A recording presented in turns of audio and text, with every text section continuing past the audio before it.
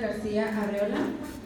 El maestro Oscar García es licenciado en Psicología por la FES Zaragoza y maestro en Psicología con residencia en Gestión Organizacional por la FES Iztacala de la UNAM. Su experiencia aborda el diseño, confiabilización y validación de instrumentos, implementación de programas de entrenamiento y selección de personal. Es autor y coautor de artículos y capítulos de libros en revistas nacionales e internacionales sobre temas relacionados al ámbito organizacional. Ha presentado trabajos en congresos nacionales e internacionales.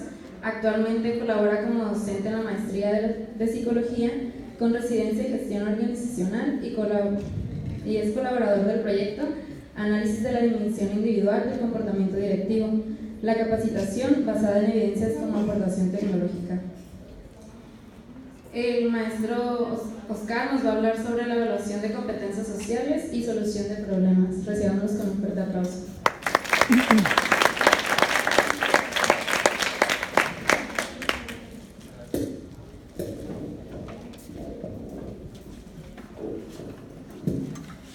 Hola, buenas tardes. Ya estamos medio calurosos, ya tomamos un refrigerio. Espero que todavía estemos en las mejores condiciones para esta ponencia.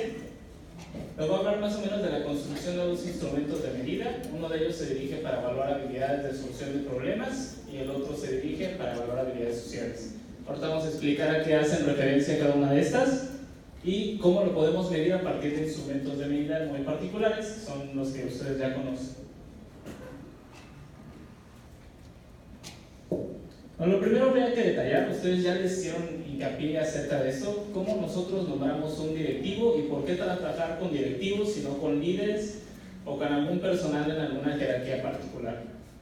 A lo que a nosotros nos interesa y lo que nosotros nos vamos a abogar es en la relación que guarda un puesto de trabajo con sus subordinados. Es decir, nos interesa la relación entre ambos elementos y la forma en la que se organiza el trabajo para que se dé de la mejor manera.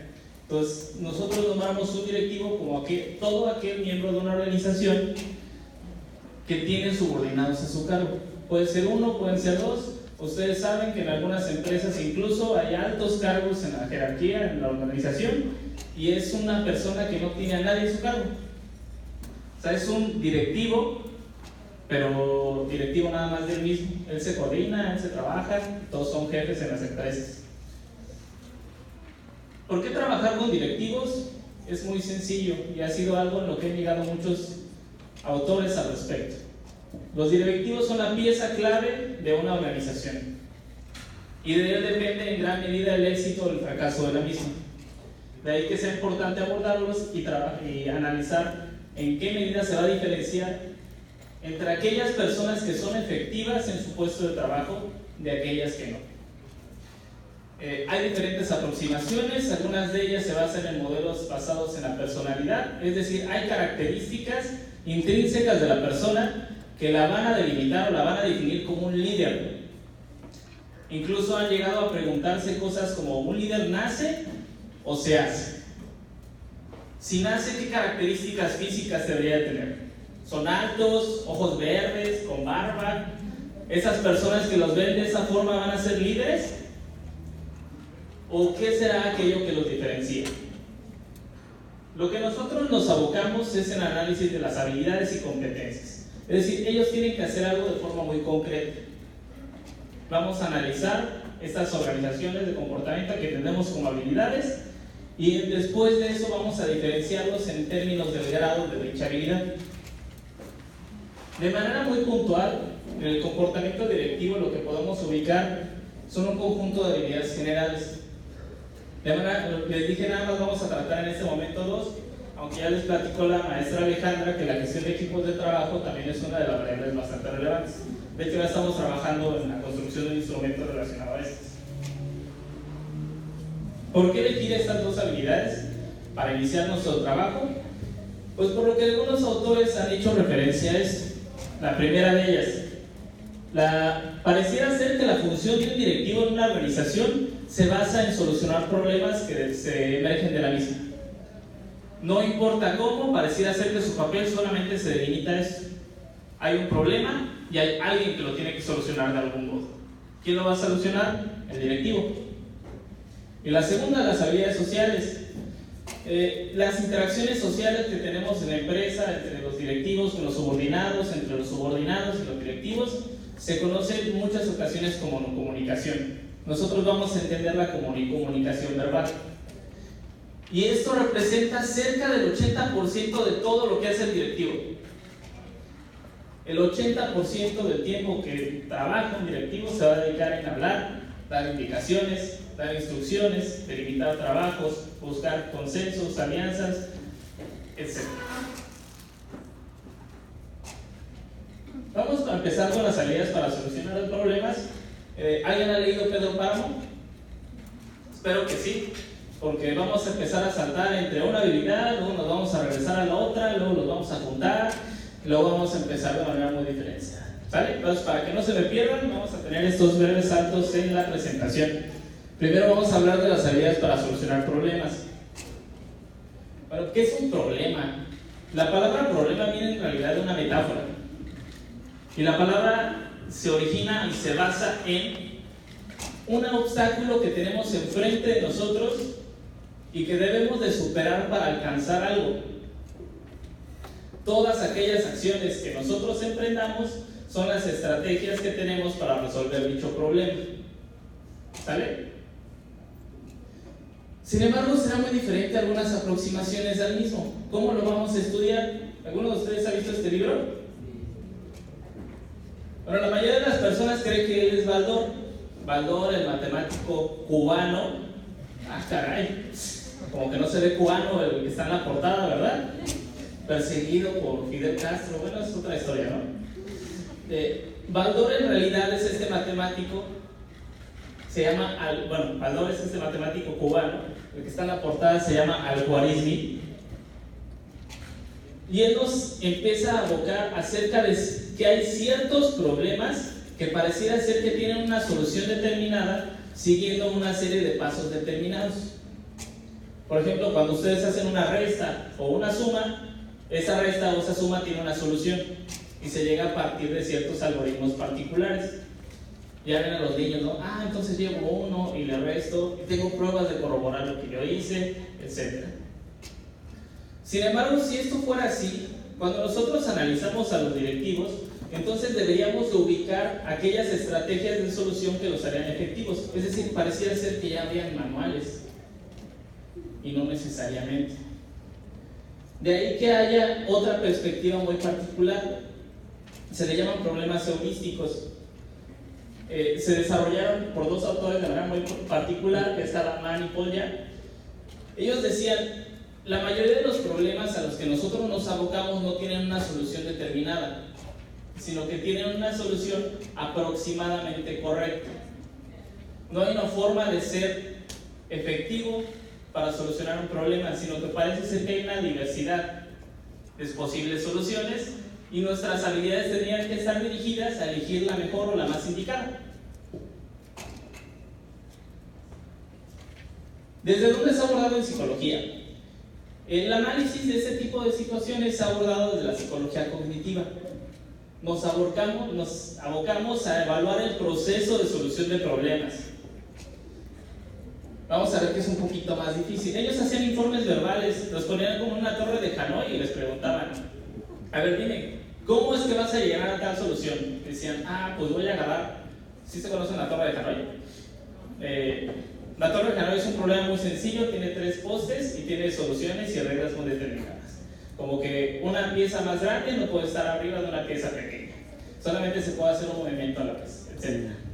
Lo que a ellos les interesaban en ese momento era, a ver, dime qué estás haciendo y por qué lo estás haciendo. O sea, pues voy a agarrar la pieza pequeña y la paso al tercer punto para liberar esta pieza, etc. Para ver el proceso de solución de la persona. Esta de acá es uno de los modelos más populares basado en el análisis de Surila y Nesu. Él nos decía que, bueno, si no podemos llegar a una solución determinada, entonces a lo que yo me voy a abocar son a los estilos en los que una persona soluciona un problema. Tenemos diferentes y se van a determinar a partir de la aproximación del mismo. Surila decía, si nosotros tenemos una aproximación a un problema y lo definimos como algo desafiante o lo vemos como algo problemático que se tiene que solucionar, vamos a tener un estilo que se dirija a la parte de aquí, que se llama, ¿cómo se dice? Orientación positiva al problema. Esa de aquí. No es positiva. Después vamos a tener un estilo para resolver ese problema. Es decir, las personas que consideran las problemáticas como desafiantes y tienen una orientación positiva van a tener una forma de resolver el problema más racional que otras. Y luego tenemos una orientación negativa, que es la parte de abajo. La orientación negativa tiene dos estilos de solución muy particulares. O los confrontamos o los evitamos, o, como dijo la doctora, hay un estilo de laissez-faire en la que de plano no vamos a hacer nada por solucionarlo. Hay un problema y yo me quedo quieto sin hacer nada. A pesar de que parezca ilógico, estas estrategias, aunque no hagas nada, tienen una respuesta. Esta respuesta bien podría llevarnos a la solución del problema o bien podría no solucionar el problema. Si no solucionamos el problema, o lo abandonamos o volvemos a reestructurarlo otra vez. Todos estos estilos se han identificado a partir de la evaluación utilizando una serie de instrumentos muy particulares. Y en este caso el que les voy a presentar es de la misma autora, de Zurila y Nesu. Ahorita los alcanza muy bien, a ver muy bien. Por ejemplo dice, hago lo posible para evitar afrontar problemas. ¿A qué hace referencia este tipo de estilo? Al evitativo. Pareciera ser que sí, ¿no? Las respuestas o los puntajes de estos test nos van a ubicar en algún estilo particular y de una aproximación al problema determinado. Es decir, vamos a evaluar el estilo mediante el cual una persona soluciona un problema. Sin embargo, la pregunta es, a pesar de que la persona no tenga un estilo racional para resolver problemas o que parezca que es impulsivo, ¿esto me dice si soluciona o no el problema? Algunas personas tienen estilos muy impulsivos y son muy efectivos solucionando problemas. O a veces el problema es que no tengas que hacer nada y que se solucione solo. Y eso no me hace referencia a que sea efectivo o no la persona. De ahí que valore los estilos sí tiene un interés predominantemente académico, pero no me genera soluciones a nivel organizacional. De ahí que nosotros ubicamos una postura conductual. Es decir, hay ciertas habilidades que va a requerir el directivo en diferentes momentos de una solución de problemas. A veces lo van a consultar para definir el problema, a veces lo van a identificar para generar alternativas de solución, o simplemente va a ser el encargado de implementar una estrategia de solución. Dado que hay diferentes momentos, es por lo que nosotros nos basamos en este modelo que se llama de Anderson, que involucra un conjunto de 7 habilidades. Quiero que vean muy bien el diagrama, porque aunque no se vean las habilidades, solamente no hace referencia a una relación entre las habilidades, solamente están separadas. Entonces tenemos habilidades para definir el problema y algo muy importante son estas dos. Tomamos una decisión. La decisión que tomamos podrá ser racional o no. Sin embargo, ¿cómo sabemos si el problema se soluciona o no? La respuesta es muy sencilla. Tenemos que evaluar los resultados. Si a partir de una evaluación notamos un cambio entre la situación inicial y la situación que prosigue después de la implementación de la solución, entonces podremos decir si solucionó o no se solucionó el problema. Estas tres se separan en otras 3 habilidades más generales. Uno se define a partir de la estructuración del problema, otro del análisis del problema, aquí se toma una decisión, y por último tenemos la implementación y el análisis de los resultados. Ahora pasamos a las habilidades sociales. Ya otra vez cambiamos de tema, vamos a hablar exactamente lo mismo, pero de las habilidades sociales. ¿Qué son y cómo evaluarlas? A pesar de que sea sencillo, esto es una tarea bastante complicada. Las habilidades sociales se han conceptualizado de una gran diversidad y se han desarrollado una gran diversidad de vocablos que hacen referencia a este conjunto de habilidades, desde libertad emocional, asertividad, autoeficacia social, habilidades sociales, competencias sociales, y pareciera ser que todos hacen referencia a un mismo fenómeno particular. Y no solo eso, sino que también tenemos muchos modelos que explican lo de aquí arriba desde posturas diferentes. Pongámonos a pensar, ¿se puede entrenar la personalidad? ¿Y alguno de ustedes entrenaría su personalidad? Aquí nos quedamos de, ok, eso tal vez no tendría mucho sentido. Pero dice que las personas que son hábiles socialmente son aquellas personas que son extrovertidas. Parece que tiene sentido. ¿Cómo entrenan a alguien para ser extrovertido? Acuérdense que son rasgos permanentes en el tiempo. Y bueno, tenemos otra postura que se basa en este modelo de habilidades. Es decir, son situaciones que se pueden ver, se pueden observar y se pueden entrenar. Así de sencillo. Ustedes pueden ser más hábiles, por ejemplo, para presentar en frente de todos ustedes en poblaciones, frente a un grupo pequeño, como a un grupo bastante amplio como el que tenemos ahorita. Hicimos un recorrido histórico para saber a qué hace referencia a estas habilidades. Desde el modelo clásico, originado por estos dos autores que están aquí principalmente, que es Wolff y Lazarus, ellos decían, la asertividad, entendida como habilidades sociales, es la expresión de emociones sin que se presente ansiedad. Este es un modelo predominantemente clínico, en el que hace referencia a que si ustedes expresan sus emociones en situaciones sociales, no van a presentar ansiedad. A manera de ejemplo, siempre hago esto. ¿A ustedes les han cantado las mañanitas? ¿Cómo se sienten al respecto? Algunos se sienten incómodos, se quedan callados, no saben qué decir. Compañeros están presentando ansiedad. ¿Debido a qué? A que no están expresando sus emociones adecuadamente. Si expresaran sus emociones cuando les cantan las mañanitas, verán que no se presenta la ansiedad. ¿Por qué? Porque pareciera ser que forman parte de una misma cadena de estímulos, donde si ocurre uno, se inhibe el otro. Esto lo utilizó como una metáfora con la acción de los músculos de Sherrington, de la inhibición recíproca. Si se activa un músculo, se inhibe la activación del otro, se relaja. No pueden estar activados los dos porque si no, no se genera movimiento. ¿Sale? De hecho, estos dos autores hicieron una de las contribuciones históricas a la psicología, que es el libro de terapia por inhibición recíproca. Ahí ustedes pueden encontrar las técnicas más utilizadas, como la de sensibilización sistemática o inoculación del estrés. La mayoría de las técnicas que se conocen en la psicología conductual se basaron de estos dos autores. Después, ¿qué pasó? Decimos que las personas se tienen que entrenar en la expresión de emociones. La problemática radica en que a veces las personas necesitan entrenarse en expresar emociones negativas. Parece que las buenas somos buenos haciendo eso. No saben las personas cuándo enojarse y cuándo expresar su molestia.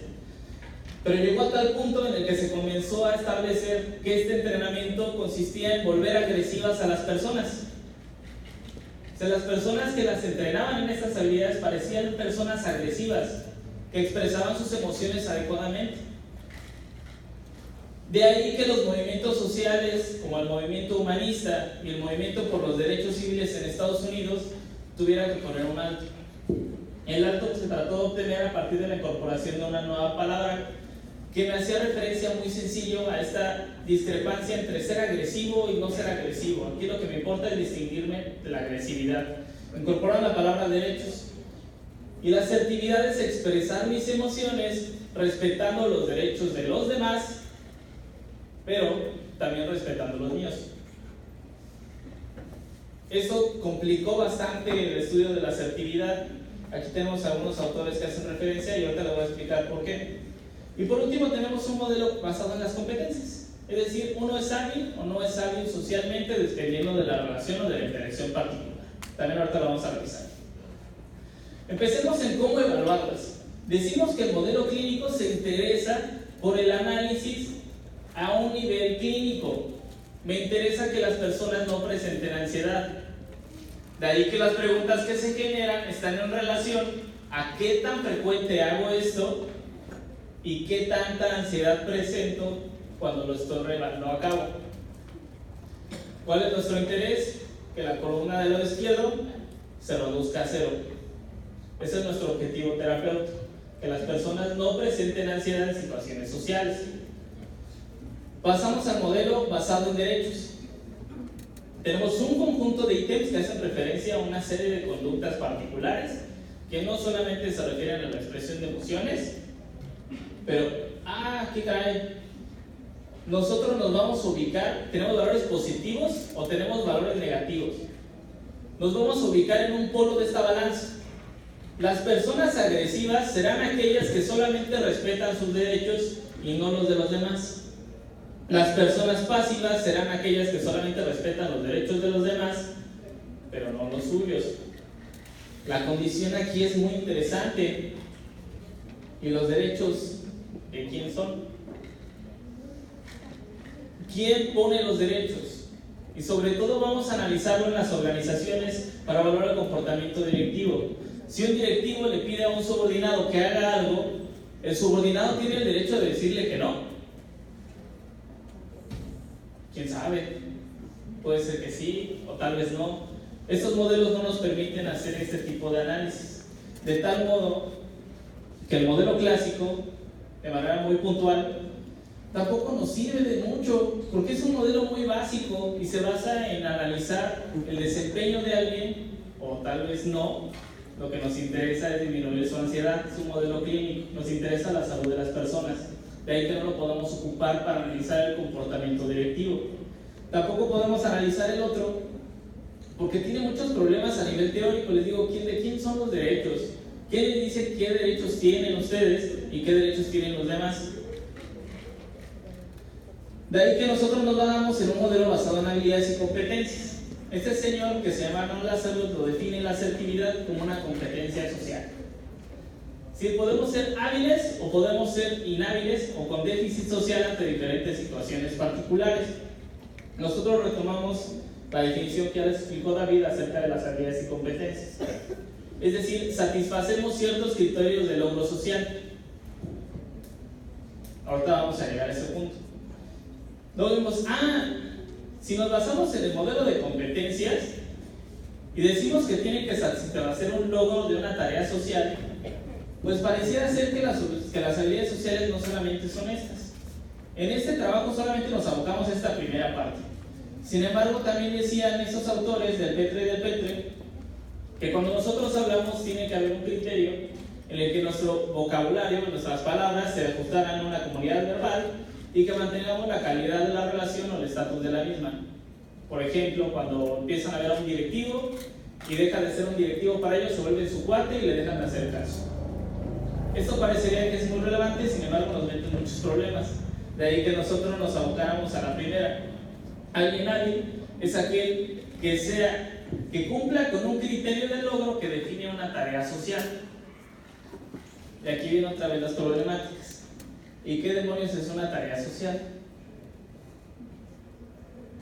¿Ya ven cómo nos empezamos a meter en problemas cada vez que avanzamos en la literatura? Pero para todas las respuestas. Nos decían estos autores, que son Galassi y Galassi, que las tareas sociales se delimitaban a partir de 3 elementos. Un tipo de conducta. Es decir, hay una taxonomía de situaciones que hacen referencia a conductas concretas o clases de respuesta que me dan una solución particular. Tenemos habilidades para decir que no, para pedir favores o solicitudes que se dividen conductualmente de manera muy sencilla. Si yo le pido a un subordinado que haga algo y esta persona lo hace, en ese momento el directivo es hábil para pedir una solicitud. ¿Sale? Si alguien le pide algo que no debería pedir, por ejemplo, he faltado todos los días y le pido a mi directivo, oye, ¿me dejas faltar otro día? Si el directivo dice que no, y tú vas, esa persona es hábil socialmente. ¿Sale? Ahí empezamos a aclarar cosas más concretas. Luego tenemos una habilidad personal. Esta le voy a contar una historia muy curiosa y muy chistosa. Para valorar el comportamiento directivo hacemos referencia a la relación del directivo con los subordinados. En nuestra práctica, uno de nuestros compañeros hizo un entrenamiento en habilidades sociales para uno de los directivos en una institución educativa. Lo enseñaron en habilidades sociales muy particulares, como pedir favores y solicitudes, porque ni siquiera lo hacía. Es decir, necesitaba recursos para hacer su trabajo, pero no lo solicitaba y no lo terminaba. Entonces lo entrenaron para que pudiera pedir solicitudes y que fuera exitoso en ellas. Es decir, lo entrenaron para que cuando él pidiera algo se lo dieran. Pues para su tristeza esto nada más aplicaba para los cargos arriba de él, ¿no? Entonces agarró un momento y le dijo a mi compañero, oye José Luis, ¿qué te crees? Que traté de aplicar las técnicas que aprendí contigo con mi novia y no me funcionaron. Todo lo que aprendió solamente aplicaba para sus directivos. De ahí que las personas a las que van dirigidas sean muy importantes. Y por eso, para evaluar a los directivos, es importante que veamos si son efectivos o no en la relación que tienen estos con sus subordinados. Porque de esa forma son directivos. Y la última, todo puede pasar en una relación con los subordinados. Los pueden invitar a una fiesta, etc. Lo que a nosotros nos interesa son aquellas conductas que tengan un impacto en la organización. ¿Sale? A nivel de productividad.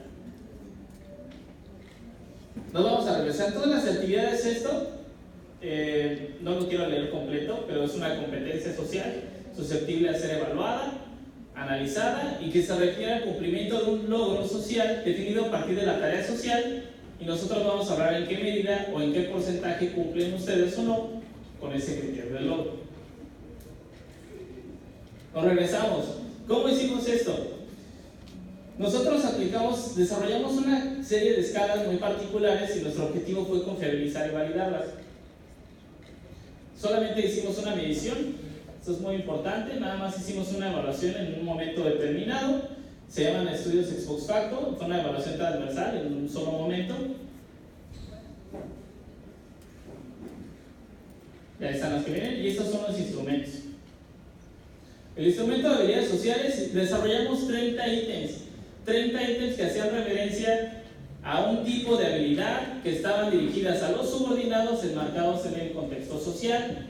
Y había ítems para las habilidades para decir que no, otras para pedir favores o solicitudes, otras habilidades para expresar emociones positivas o negativas, y la última habilidad para iniciar, mantener o terminar conversaciones.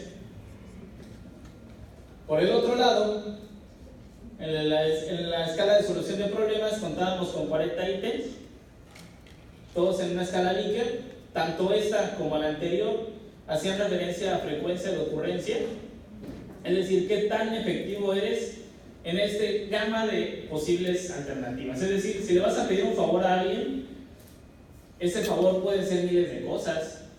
Si yo les pido que me pasen una pluma, tal vez soy efectivo para que me pasen una pluma, pero será diferente que yo les pido un reporte y no me lo entreguen adecuadamente.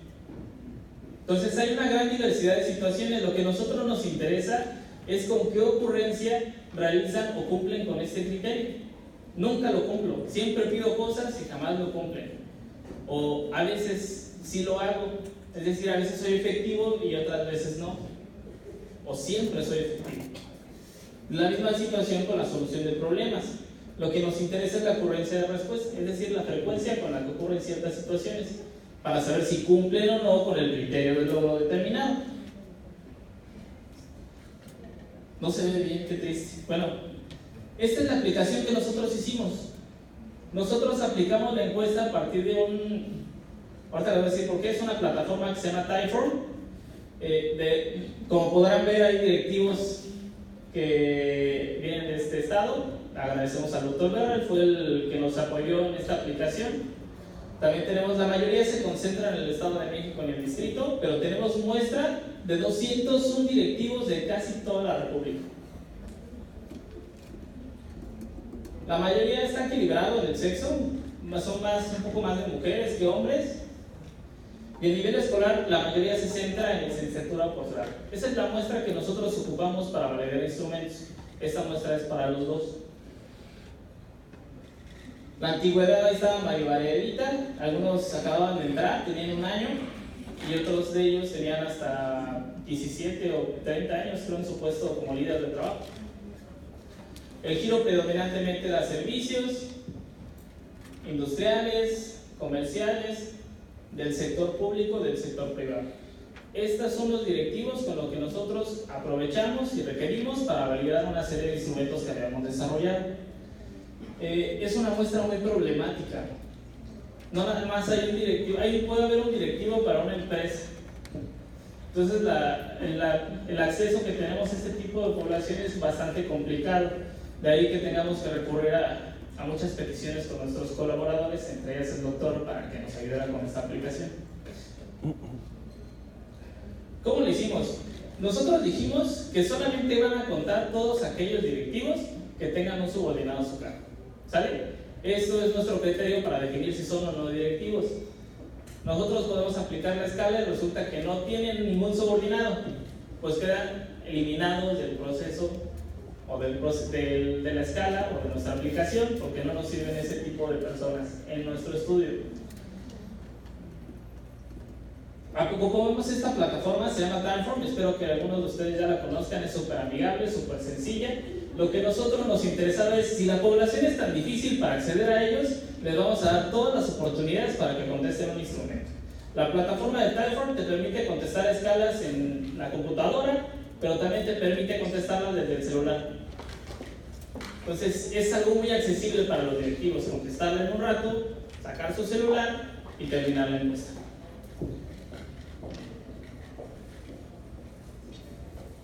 Después analizamos los datos. No los voy a atormentar con esto es un poquito de estadística, un poquito más compleja.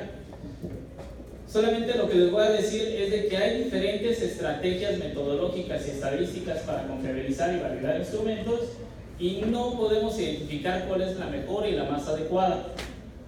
Nuestro proceso metodológico que nosotros hicimos en la residencia fue: si no hay una forma adecuada para llevar a cabo estos análisis, vamos a hacer muchos análisis con diferentes técnicas y después los vamos a contrastar para saber cuál es la mejor de ellas. Esto no va a ser necesariamente siempre la misma respuesta, puede variar, pero también hay criterios numéricos que me permiten diferenciar entre aquellos modelos adecuados de otros que no lo son. Entonces hicimos un análisis de consistencia interna. Estos análisis lo único que me dicen es la relación que tienen los ítems con los mismos ítems. ¿Qué nos interesa aquí? Que todos y cada uno de ellos evalúen el mismo algo. ¿Sale? Pueden evaluar solución de problemas, habilidades sociales, pero todos tienen que evaluarme lo mismo de alguna forma, pero obviamente de diferente forma. Vamos a preguntar lo mismo muchas veces, no tiene sentido.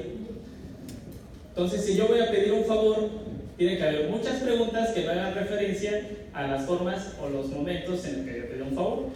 ¿Sale? Después hacemos un análisis factorial. Estos análisis nos sirven para analizar la estructura de nuestro instrumento. Es decir, hay cúmulos de información que parece que están relacionados y mi interés es buscar esos cúmulos para saber de qué forma se están relacionando y si podemos nombrarlos de diferente manera. Y por último, se llaman análisis factoriales cerrados. Estos análisis, hagan de cuenta que nosotros hacemos una serie de moldes, ponemos los datos en los moldes y tenemos indicadores para saber qué tanto se ajustan mis datos a esos moldes. Y esa es la forma en la que los contrastamos. Este es un análisis de confiabilidad. Tenemos un valor de alfa, creo que eso es de lo que más conocen todos. Aquí tenemos una tabla que nos dice si son buenos o son malos, pero cuando hacemos el análisis no sabemos qué hacer. Lo que nos interesa, ya les dije que todos tienen que ver algo, a algún lado. Si tenemos un incauto que en esta columna tiene valores negativos, quiere decir que todos los ítems voltean a la derecha cuando alguno voltea a la izquierda. Todos se valoran una cosa y ese ítem valora otra cosa totalmente diferente. Se tiene que suprimir el mismo ítem. También queremos que la relación sea buena, pero no tan buena. De ahí que las correlaciones, por ejemplo, este de aquí tengan que ser superiores a 0.2. Este ítem de aquí se fue. Y se van eliminando uno a uno, porque en la medida que ustedes saquen un elemento, la estructura cambia. Les dije que esta de aquí son los análisis factoriales. Tenemos criterios numéricos que me definen una estructura particular, pero tenemos otros criterios a nivel teórico. Podemos tener estructuras que numéricamente se ven maravillosas, pero leemos los ítems y no tienen ningún sentido. Entonces, una parte esencial al final, por ejemplo en este caso de aquí, tenemos una estructura numérica con sus criterios particulares que en algún momento verán, maravillosa. Leemos los ítems y esta dimensión no tiene ningún sentido. Tiene dimensiones de expresión de emociones, de iniciar, mantener y terminar la conversación y de pedir solicitudes. ¿Cómo voy a integrar eso en una palabra o en algo que me haga referencia a ese conducto? Por otro lado, tenemos estos dos modelos. Ahorita no se los voy a leer de manera puntual, pero tienen ese último criterio teórico. Y tenemos otra posible estructura con otros criterios particulares.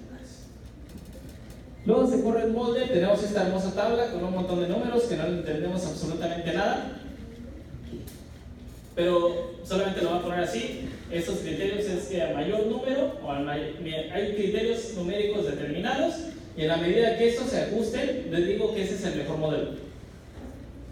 Ya. Al final terminamos con esta estructura que ya se las presentó la doctora Zaira. Nosotros queremos identificar, aparte de todo, qué estructuras o qué habilidades sociales son relevantes para el directivo. Decimos que son 4 de manera muy puntual.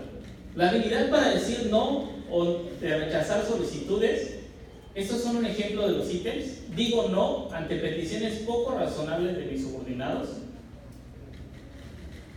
Rechazo la petición de algún subordinado para tener una promoción cuando considero que no tiene la capacidad de ocupar el nuevo puesto. Luego nos vamos a la habilidad de mando. Son ejemplos nada más. Mi subordinado realiza las actividades justo como se las he solicitado. ¿Con qué frecuencia pasa esto? Tenemos la siguiente. Esto se me da muy chistoso. Administrar castigos no hace referencia a buscar estrategias maquiavélicas para condenar a alguien, ¿no? No lo vamos a encerrar en una puerta, no se trata de eso. Administrar castigos hace referencia a que si sus habilidades sociales permiten que sus trabajadores disminuyan algo que no deberían de hacer. Por ejemplo, cuando no acatan sus órdenes. Para eso me sirve expresar emociones negativas en el trabajo, para saber si verdaderamente estas expresiones negativas permiten que se disminuya el que no acaten las órdenes. Pero puede ser a partir de estas expresiones emocionales o a partir de solicitudes muy puntuales, que son estas de acá. Cuando los trabajadores están haciendo mucho ruido, les solicito que guarden silencio. Muy sencillo. Vámonos a la otra. Solución de problemas. En solución de problemas hicimos exactamente el mismo procedimiento que la otra. Estos son los niveles, la confiabilidad, digamos que está en niveles adecuados, y estas son las dimensiones. Tenemos estructuración de un problema, análisis de alternativas e implementación y importación de implementación y evaluación. Estas habilidades tienen un sentido teórico, ya las habíamos visto previamente que se agruparon como dice la teoría. La asertividad no, pero esta sí. Por ponerles algunos ejemplos, para estructurar un problema, estos son los ítems. Reúno toda la información posible para determinar un problema. Esta es la estructuración. Trato de anticiparme los resultados que obtendrá cada alternativa de solución. Y por último, la solución a la implementación y la evaluación. Evalúo un plan de acción para resolver los problemas o establezco indicadores para saber si se resolvió el problema. ¿Qué nos permite hacer esos instrumentos? Y con esto quiero cerrar. En el caso de mi instrumento para determinar habilidades sociales, me permitió desarrollar una taxonomía de situaciones específica para los directivos. Ya no son ni iniciar, ni mantener, ni terminar conversaciones. Ya nosotros nos enfocamos en la administración de castigos.